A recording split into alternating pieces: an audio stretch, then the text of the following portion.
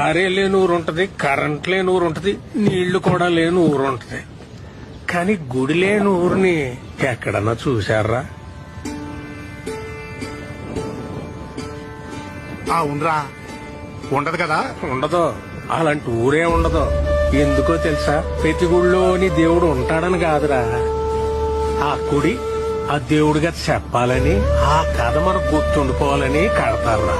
మన రామాలయం సీతను కాపాడుకున్న రాముడు కథ కాదు చెప్పేది. అలాగైతే అది ప్రేమ కథ మాత్రమేది కదా. ఆహా, రాముడి సమస్య తనదనుకున్న హనుమంతుడి కథ. ధర్మం వైపు ఉన్న రాముడికి మేమున్నామని నిలబడ్డ వానరుల కథ. అధర్మంపై గెలవడానికి యుద్ధం చేసిన సైన్యం కథ అది. అందుకే రామాయణం లోక కళ్యాణం కోసం జరిగిందంటారు. ప్రతి భజనలోనూ చెప్పుకునే ఈ కథ ఏదో ఒక రోజు మనకు ఉపయోగపడాలని చెప్తాం. ఈ రోజు అవ్వాలరా.